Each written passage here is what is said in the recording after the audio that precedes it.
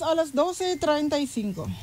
At ngayon, narito ang inyong tagapagbalita, Ruth Rodriguez.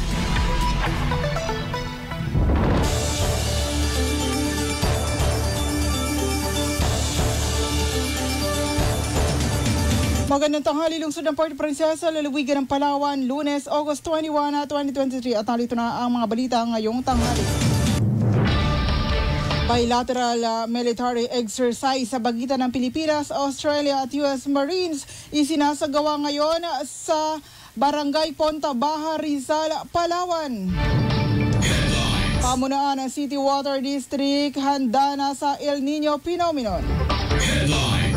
Recognizance system sa mga bagong masisentensyahan, pinaplano na ng Department of Justice. Sa police report, rank number 5 most wanted person sa munisipyo na aresto sa Puerto Princesa. Sa Cuyunon News, paalbay ang Food and Drug Administration, mga peking bulong agatamaron sa merkado. Sa showbiz balita, Palawenyo singer na si Daryl Ong na pagkamalang direktor na si Daryl Yap sa isang restaurant. Sa balitang good vibes, ibong Palawan Blue Flycatcher ibinida ng Puerto Princesa Subterranean River online. Ang detalye ng mga balitang yan, abangan sa aming pagbabalik.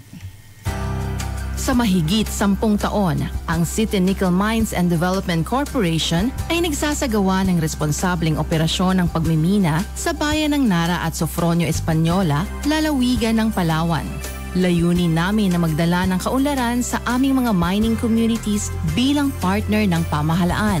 Bahagi ng aming paglalakbay ang makapaghatid ng tulong sa pamamagitan ng mga proyekto, programa at gawain na naaayon sa kanilang pangangailangan upang maiangat ang antas ng pamumuhay. Nitong dumating ang City Nickel Mines, unang-una na doon nakapagbigay sa amin ng employment. Marami sa taga-Pulot Interior ang nagkaroon ng trabaho. At unang-unang nasagot sa aming pinaka-problema, nagkaroon kami ng isang covered court. Patuloy pa rin naming pagsisikapan ang bawat taon na kasama kayo sa pangangasiwa ng tapat sa kapaligiran at pamayanan. Ito ang istorya sa likod ng aming responsableng pagmimina. City Nickel Mines and Development Corporation. Sa responsableng pagmimina, may ginhawa. Paraan, kaya ipalawan mo na. Mars, saya mo ah. Ibang dami mong bayarin? Mars, palaparaan sa Palawan Pawn Shop. Alam mo kung ba't Palawan? Dinala ko ang alahas ko. Ma'am, 1% lang pag natubos within 11 days. High appraisal pa. Correct, ma'am. Mabilis pang mag-renew sa kahit saan sa napakarami naming branches. Automated pa kami, ma'am. Kaya walang mali sa kwenta. May text reminders pa para iwas penalties. Bongga! Mapagkakatiwalaan talaga. Ako naman, Mars, palaparaan. Sa Palawan Express, pera padala. Padala ho kay Madir. Sir, napakamura ng charge dito. Madali pa magpadala at mag-claim. Napakaraming branches pa. Kaya gusto ko dito sa Palawan. Walang kuskus malungos. Maya-maya, hello? Anak, salamat. Eto, hawak ko na ang cash. Ang bilis. Bongga! Palaparaan, kaya ipalawan mo na. Alam mo ba na ang industriya ng pagmimina ay may malaking naitutulong sa lokal na ekonomiya ng isang bayan o barangay? May kabahagi ang barangay, munisipyo at probinsya mula sa buwis ng isang minahan. Nagbabayad din ng malaking halaga ng real property tax ang kumpanya ng minahan direkta sa munisipyo. Aabot sa 3,000 residente ng munisipyo ang mabibigyan ng trabaho. Kapag may sweldo, may gagastusin at lalakas ang lokal na ekonomiya. Hindi pa kasama rito ang benepisyo mula sa mga programa at proyekto ng minahan sa komunidad at royalty ng mga katutubo. Iyan ang totoo. Ang impormasyong ito ay hatid sa inyo ng Ipila Nickel Corporation. Kaagapay nyo sa pag-asenso. Balita 1 with DYPR.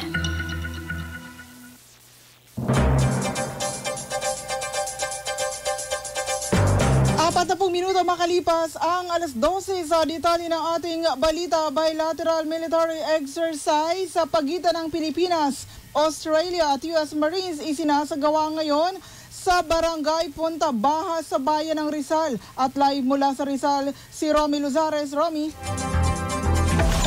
Balita Uno with DYPR. Katatapos lamang ng military o bilateral military exercise sa pagitan ng Australian Defence Force, Armed Forces of the Philippines at United Marine Corps dito sa Sitio Trampitawa, Barangay Punta Baja, Rizal, Palawan. Kung saan gumamit pa ng F-35 fighter F-35 ang Australian Defence Force bilang panimula ng military exercise dito sa Punta Baja. At pagkatapos ng paglapit ng F-35 dito sa Sitio Trampitawa sa airstrip nito ay may mga pasabog na nangyari pagkatapos noon ay ginawang assault ng tatlong combined force ng Australian Defence Force, Armed Forces of the Philippines sa ilalim ng bulsa ng mga tauhan ng Philippine Marines at ng Philippine Army. Katuwang dito ang US Marine Corps. Sa tatlong pwersa ang lumusog sa tinatawag nilang grupo, itong Calabanian Force, isang group dito sa beach ng Trampitawa na nagginawang kampo. Kung saan bilang para maging makakahanan ay naglagay din sila naglagay sila dito ng missiles para magamit kapag maging simbolo ng pagpukpa ng kalaban ng tatlong pwersa. At matapos ang dalawang o tatlong logo na pag-atake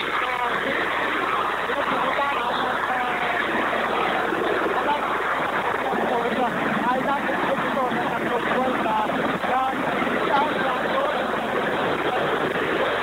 ang nabawit ng alam. Doon yung mga nakatag na pwersa ay pinagsasto na pinatawag na sa lugar ng pinangyarihan. Samantalang yung Australian Ambassador to the Philippines na si FK ay andito rin pinanood din yung ginawang military exercise ng mga combined forces. Andito rin yung si Commodore Vice Admiral Alberto Carlos, ang Western Commander, at ang ilang opisyal ng 3rd Marine Corps o 3rd Marine Brigade na si... At kasama dito yung lumapag kasi yung Australia dito sa Punta Baja, kaya maingay at medyo mahirap yung lumayo tayo ng gusto. Hindi kasi tayo marinig sa sobrang lakas. Pagkatapos kasi dito ay lilipat sa barko ng Australia yung media, na national media, na kasama dito para magkaroon ng doon isasagawa yung kanilang press conference at iba pang mga gawain bago tuluyang bumalik dyan sa Aba, sa Antonio kasama itong mga opisyal ng Westcom at ng Tactical Operations Wing. At yun yung mga kaganapan dito sa itinagawang bilateral military exercise sa pagitan ng Australian Defence Force, ng Armed Forces of the Philippines at ng United States Marine Corps sa 10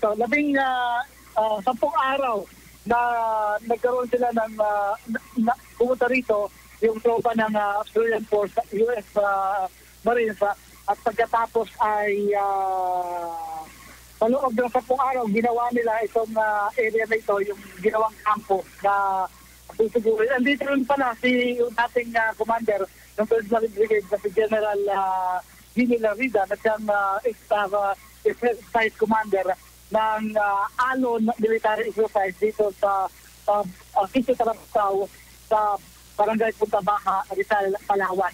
At mamaya ng konti ay kasama tayo doon sa Osprey, nitong Australian military, para naman umakyat doon sa kanilang barko, itong kanilang kung saan ikinakarga yung kanilang chopper at mapang mga air assets. Ang Australian Defence Force kasi ay isa sa may pinakamaraming assets sa buong bansa. Ang ilan dito ay ginagamit nga dito sa military exercise. So yan yung naganapan o yung pinaka naganapa na bilateral military exercise sa pagitan ng tatlong pwersa. Kung saan naglagay sila ng isang kampo na kinubkob ng umano'y tinatawag nilang itong tawag ito mga kalaban, maging kalaban kung saan ang naging counter din dito na kalaban ay ang tropa din ng ilang tropa ng 15 Marines kasi sila na nagman doon sa kampo at combined force naman yung umatake sa kanila dito sa bunker na ito. Kasi naglagay din ng missiles doon sa kampo, mga machine guns at iba pang mga mini o man-portable air defense system na nilagay sa kampo bilang panlaban din sa mga kusot-kusot sa kanila. Yun yung pinakaganapan na sa araw nito, bagamat sa panghabang preparation ng kanilang ginawa, pero sa loob lang ng halos 20 hanggang 30 minuto ay natapos ang Alon military exercise dito sa Sitio Tarampitay, Barangay Punta Baha, Rizal, Palawan. Kung saan pagkagaling dito ay lalaga naman itong tropa ng Australia doon sa bahagi ng Zamboanga kung saan doon ipagpatuloy ang iba pang military exercise at kung saan doon na rin natapusin yung programa. Pero dito sa Palawan, ngayong araw ay magtatapos na ang kanilang joint military exercise. Wala pa rin sa Sitio Tarampitaw, Barangay Punta Baha, Rizal, Palawan, Romy Luzares para sa DWTR, ako na sa puso na mapalawin. Balita 1 with DYPR. Maraming salamat, Romy Luzares, mula dyan sa bayan ng Rizal. Sa ibang detalye pa, walang dapat ikabahala ang publiko sa usapin ng tubig sa pagsapit ng panahon ng El Nino. Ito ang tiniyak ng pamunuan ng Puerto Princesa City Water District na paghandaan na nila ang nasabing pangyayari or ang El Nino at may sapat ng pagkukunan ng tubig ang lungsod sakaling tumindi ang El Nino. Ayon kay PPCWD General Manager Walter Laurel, base sa pag-aaral nila, mild El Nino ang mararanasan natin sa susunod na taon. Tinitingnan nila ang posibilidad na walang pag-ulan mula buwan ng Pebrero hanggang Abril at hindi ito dapat ipangamba ng mga taga Puerto Princesa dahil may mga solusyon na silang ginagawa ngayon pa lamang. Sabi pa ni Laurel, maliban sa Irawan watershed ay natuklasan nilang mas gagana or masagana ang supply ng tubig sa Montible. Dahil tuyo ang ilog nito ay napag-alaman nilang marami itong depositong tubig sa ilalim ng lupa.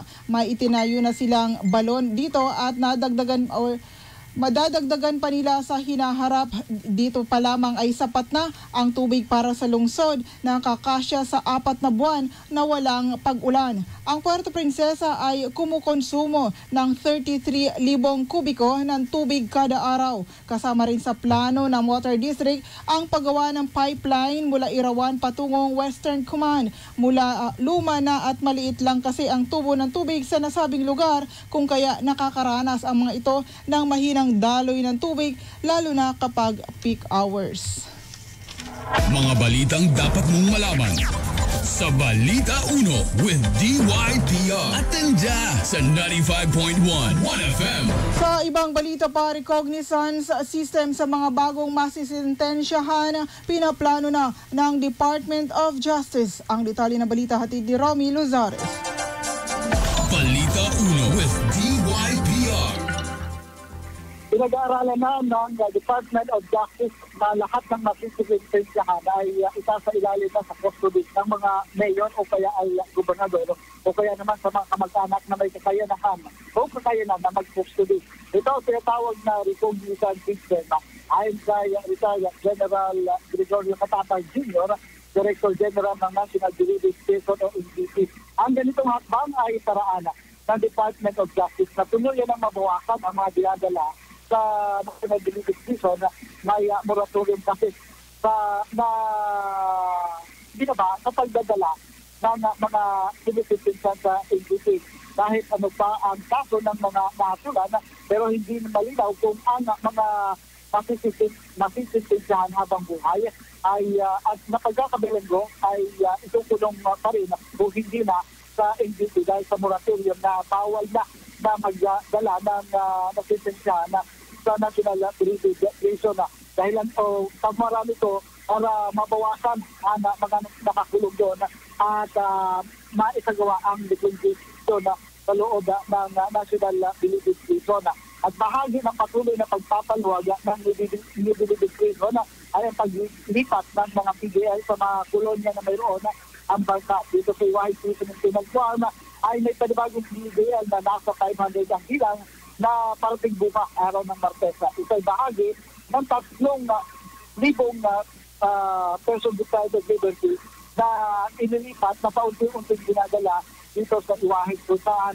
tantiya may DG Katapang 30,000 halos na mga PDL na anti-traveling mailagay o mailipat dito sa Iwahig. Pero ito ay mababait na PDL na umano at maaari ng pagkatiwalaan. Ang mga PDL na ito ay siyang mag-uumpisa ng programa dahil pinapatupad ni DG Katapang itong agrikultura at pagpapalawak pa ng ani doon at ang pag-cultivate ng 20 hectares na lupain at pasakana ng Iwahig Prison and Penal Farm. Romel Lusares para sa DITR, ang una sa puso ng Mapalaway. Balita 1 with DYPR. Maraming salamat, Romy Luzares. Nagsagawa ang Palawan Halal Development Council Incorporated ng Halal Caravan Information Education Campaign na ginanap sa Municipal Lagun sa Punta-Baja, Rizal noong August 17. Tinalakay dito ang halal awareness ng agri-fishery perspective at ang kahalagahan ng halal sa komunidad batay sa Quran at hadith at proseso ng halal certification. Layunin nito na mapalaganap ang impormasyon at kahalagahan ng halal sa komunidad at ang epekto nito sa iba't ibang sektor ng ekonomiya. Ayon kay Sheikh Shedder Sali, ang Islamic Preacher PMLI Rizal Vice President, mas paigtingin nila ang pagpapalago ng produktong halal sa isang komunidad para mainganyo ang mga Muslims na customer o turista, mga Muslim at makipagtulungan sa mga ahensya ng gobyerno para lalong mapalago at maisaayos ang programa. Ang programa ay dinaluhan ng Farmers Association, ASADIT, PMPLLI, M-Turo, Licensing, MPDO, Business Owners at ng Department of Agriculture, Mimaropa. Balita 1 with DYPR. Ang iba pang balita sa aming pagbabalik. Alam mo ba na ang nickel ay panlima sa pinakamahalagang mineral sa mundo? Ginagamit ang nickel sa paggawa ng iba't ibang mga kasangkapan at estruktura. Ang nickel ay resilient o matatag, hindi kinakalawang, hindi madaling matunaw, at ductile o maaaring ihulma at panipisin ng hindi nababali o nasisira. Mahigit 2/3 o 67% ng namiminang nickel ang ginagamit sa paggawa ng stainless steel na isang uri ng alloy o bakal. Maraming bagay ang nagagawa gamit ang stainless steel, mula sa simpleng kubyertos hanggang sa pagbuo ng mga komplikadong spacecraft. Malaki ang naiaambag ng nickel sa engineering at construction industries. Nakakatulong ito para hindi matunaw ang mga estrukturang gaya ng tulay mula sa matinding sikat ng araw at para hindi agad kalawangin kahit mabasa ng ulan. Dahil anti-corrosive o hindi madaling kalawangin ang nickel, nagbibigay ito ng di matatawarang proteksyon para sa iba't ibang mga estrukturang pandagat. Sa pamamagitan din ng nickel, nasisiguro ang pagdaloy ng malinis na tubig na ating kinukonsumo dahil tumatagal at hindi kinakalawang ang mga tubo. Nababawasan din ang pagtagas ng tubig dahil matibay ang mga ito laban sa lindol at masamang panahon. Ilan lamang yan sa mga benepisyo ng nickel sa pang-araw-araw nating pamumuhay. Iyan ang totoo. Ang impormasyong ito ay hatid sa inyo ng Ipila Nickel Corporation. Kaagapay ninyo sa pag-asenso. Kamay-ari, handog ng Paleco ang libreng medical consultation para sa mga miyembro nito maging kanilang pamilya linggo-linggo na sisimulan sa 17 at 18 ng Agosto sa Paleco Main Office mula 1:00 hanggang 3:00 ng hapon. Unang 10 pasyenteng makakapagpalista ang tatanggapin sa bawat araw na nabanggit. Ang araw ng Webes ay para sa mga ENT cases at pediatric cases naman sa araw ng Biyernes. Bukas ito sa mga miyembro ng Paleco o iyong nakapangalan sa kanilang koneksyon ng kuryente at maging sa kanilang asawa bawat anak. Kung single naman ang mismong miyembro, bukas naman ito para sa kanyang mga magulang. Magdala lamang ng katunayan tulad ng birth certificate, marriage certificate at valid government ID. Samantala, tatanggap rin ng OBGYN cases ang Paleco sa mga susunod na linggo. Manatili lamang nakaantabay para sa magiging schedule nito. Ang pabatid na ito ay hatid sa inyo ng Paleco at nagpilang ito. The Miracle Roots Red Alingatong nasa capsule na. Hatid ng GreenMed Pharma. Red Alingatong capsule is now FDA approved. Matamlay na ba ang sex life? Stress? Pagod at problemado? Wala na bang ibubuga pagdating sa kama? Red Alingatong! Red Alingatong! Para balik sigla ang buhay may asawa. Nakakatulong din sa menstrual problems, internal bleeding, prostate enlargement, sexual performance enhancement. Nakaka-regulate din ng menstrual cycle. Red Alingatong capsule. Mabibili na sa mga butika. The Miracle Roots Red Alingatong capsule. FDA approved. Balita Uno with DYPR. Police report. Police reports. At sa ating police report, rank number 5 most wanted person sa munisipyo arestado sa Puerto Princesa. Ang detalye na balita atin ni Romy Luzares. Police report. Police reports. Naaresto sa Barangay Pilipinan, Puerto Princesa, ang itinuturing na rank number 5 most wanted person sa municipal level. Nakinaya lang si Turing Sultan Ligbok, 47 anyos, binatag nagputaka sa residente ng barangay sa Mariñana, Beach Point, Palawan. Naharap ang suspect sa paglabag sa Republic of 9851 o genocide law na may iyansa na 120,000 pesos.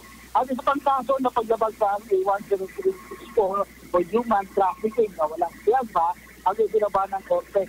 Naroon ang suspect ng joint operations ng Rohan Police at iba pang police operative sa bisa ng warrant of arrest na binaba ni Judge Emmanuel Cial Octavio ng Regional Trial Court Branch 14 ng Taytay, Palawan. Romy Luzares, Calvo Diwendian, ano sa piso ng mga panahon.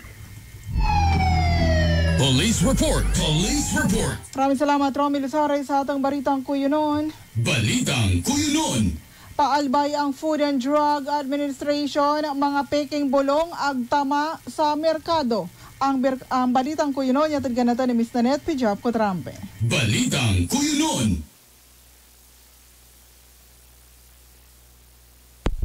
Sa merkado, sigon sa Food and Drug Administration o FDA.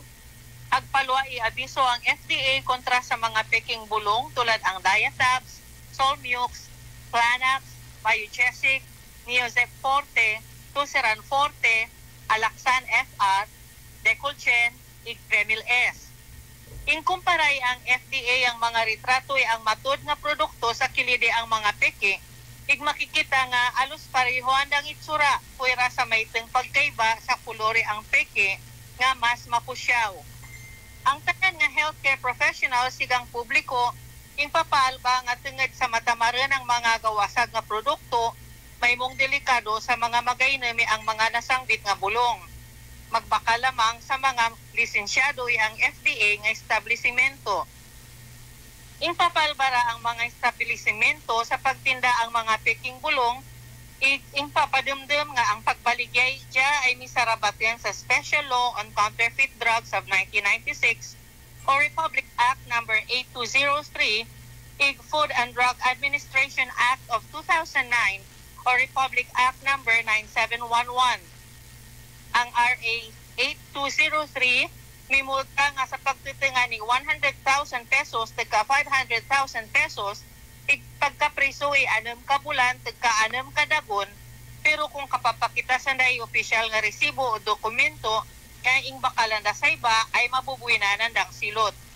Kung magmasakit, magsuprir o may gada ng agbakal bilang resulta ang paggamit peking bulong, ang silot ay pagkapreso 12 tagka 15 kadagon, igmulta nga 100,000 pesos tagka 500,000 pesos.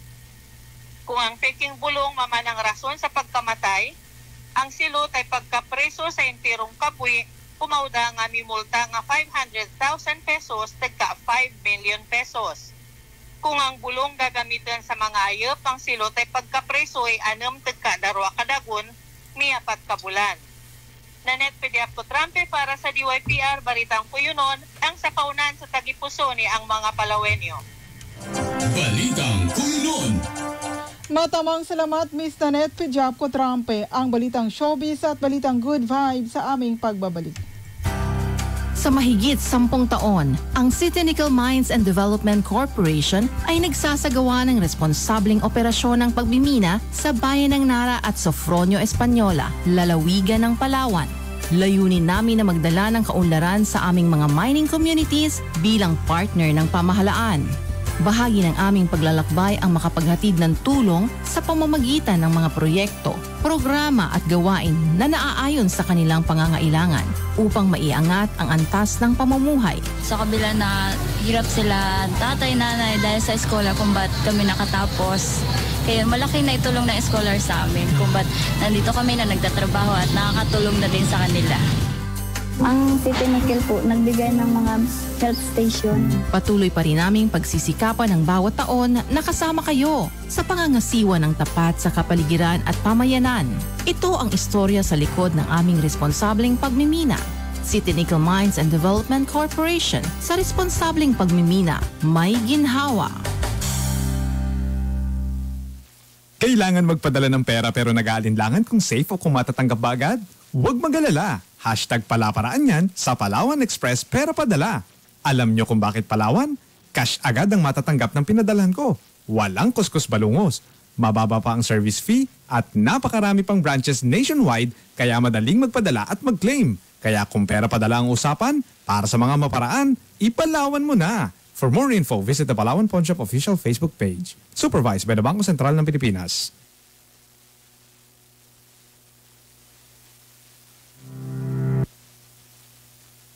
Mga Balita Uno with D.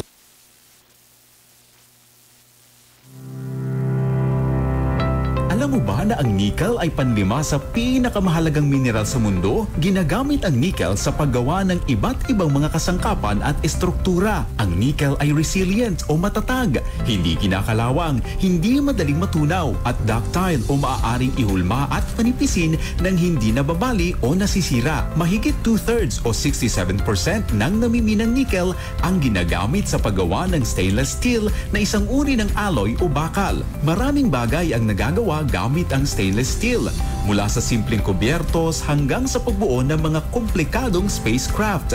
Malaki ang naiaambag ng nickel sa engineering at construction industries. Nakakatulong ito para hindi matunaw ang mga estrukturang gaya ng tulay mula sa matinding sikat ng araw at para hindi agad kalawangin kahit mabasa ng ulan. Dahil anti-corrosive o hindi madaling kalawangin ang nickel, nagbibigay ito ng di matatawarang proteksyon para sa iba't ibang mga estrukturang pandagat. Sa pamamagitan din ng nickel, nasisiguro ang pagdaloy ng malinis na tubig na ating kinukonsumo dahil tumatagal at hindi kinakalawang ang mga tubo. Nababawasan din ang pagtagas ng tubig dahil matibay ang mga ito laban sa lindol at masamang panahon. Ilan lamang yan sa mga benepisyo ng nickel sa pang-araw-araw nating pamumuhay. Iyan ang totoo. Ang impormasyong ito ay hatid sa inyo ng Ipila Nickel Corporation. Kaagapay ninyo sa pag-asenso. Balita Uno with DYPR.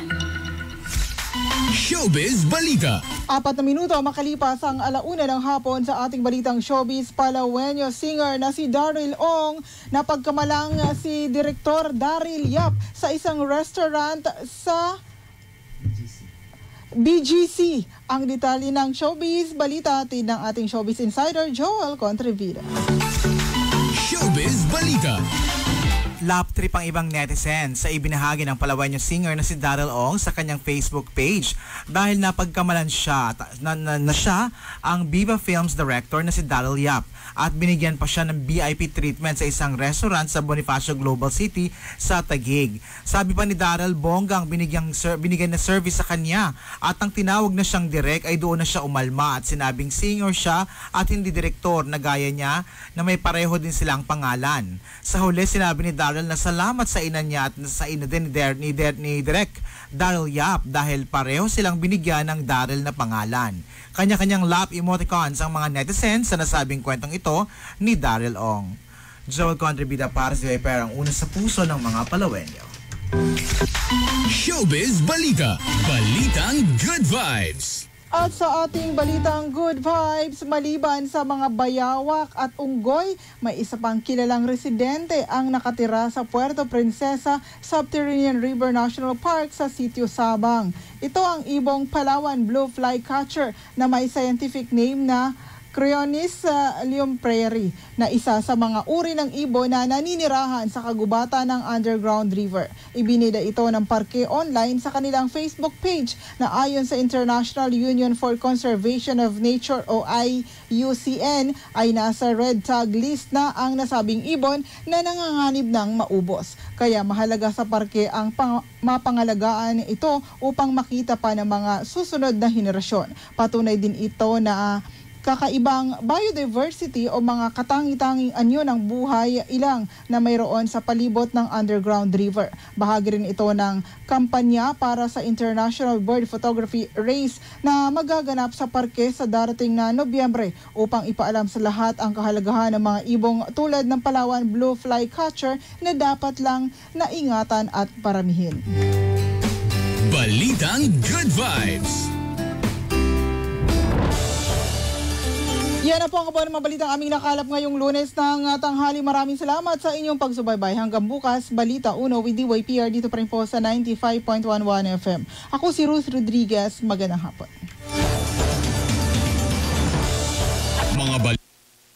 Mga balitang dapat mong malaman. Mga isyung dapat pag-usapan. Iisa-isahin natin yan, kawan. Sa Balita Uno. Balita Uno with DYPR.